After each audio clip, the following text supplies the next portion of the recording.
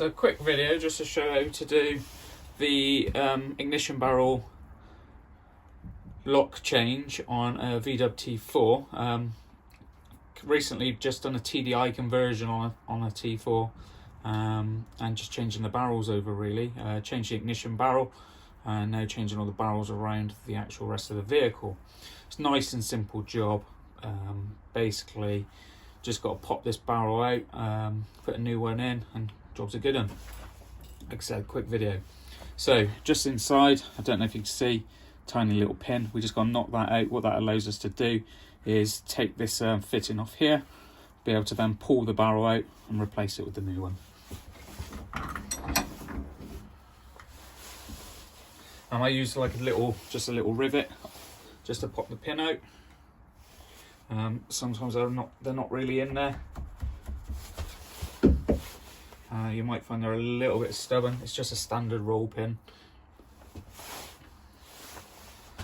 Just behind here there's a spring. The spring sometimes will pop, but if you're lucky it'll just stay in place.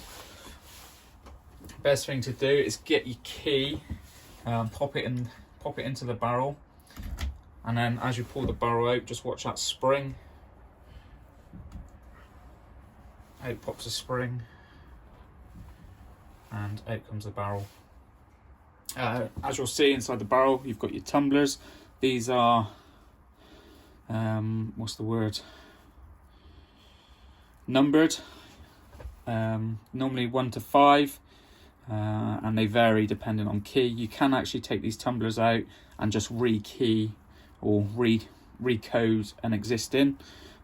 So what I've done on my fuel cap is on one of these new tumblers is take out the actual tumblers out and put them into the fuel cap, which then allows the fuel cap to open on the same key. So we're just going to change this one. I've got a new one. As you'll notice, there is a black sleeve on there. If you pull that off, all the tumblers will ping out, so just be aware of that. If you pop your key in, what that allows you to do is take, if I didn't have greasy hands, just clean your hands a sec.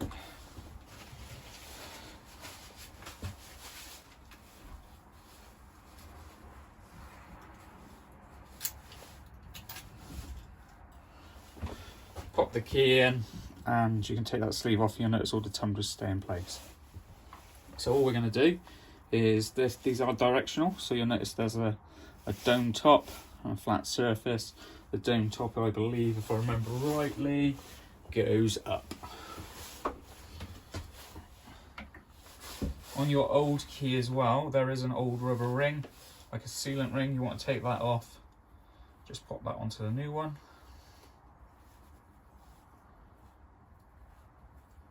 And also you can grease these up using like a lithium based grease.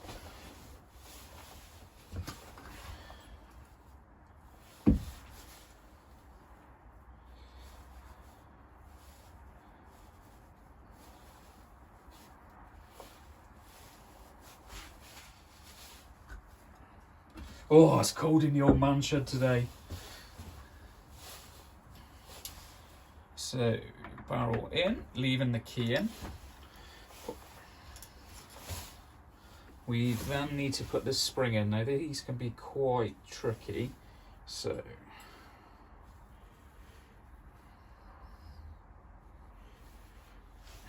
just pop that in there a second. So the idea of these is you need to wind them back on.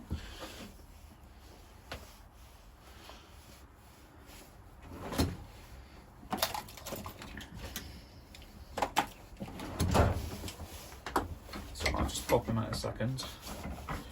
So what we need to do is this bottom pin here lines up against this side here, and then what we need to do is rotate this top arm all the way around so it locates onto this sleeve here.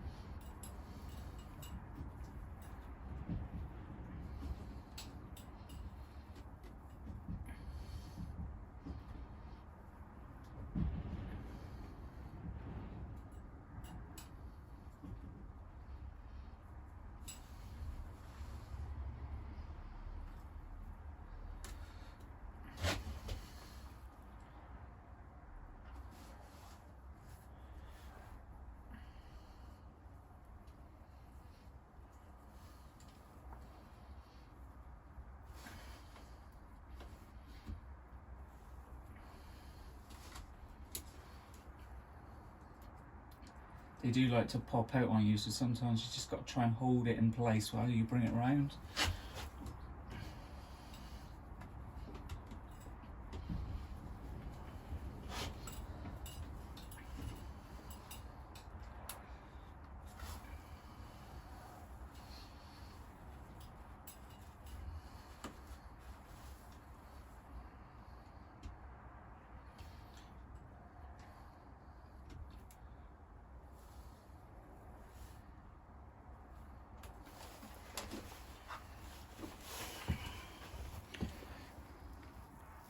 So I'm not sure if you can see, but when arms this side now, the tension's now on the other spring this side. So it means when you turn the key, it basically puts it back to the center position. The only thing we've got to do now is put the actual arm back on.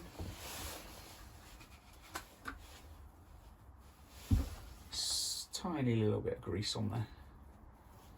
Don't make the mistake I made in the first time, and I used I think it was like a hydraulic red grease. It was too sticky and just did not work. So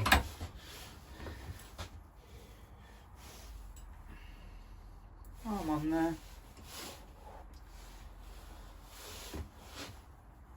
Now we're going to pop this pin back in.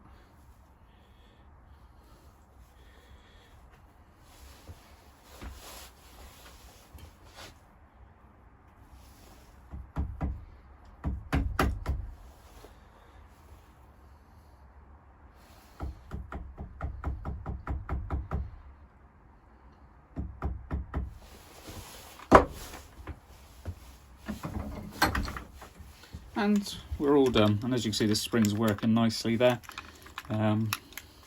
Should have said, to get these out of the van is nice and simple.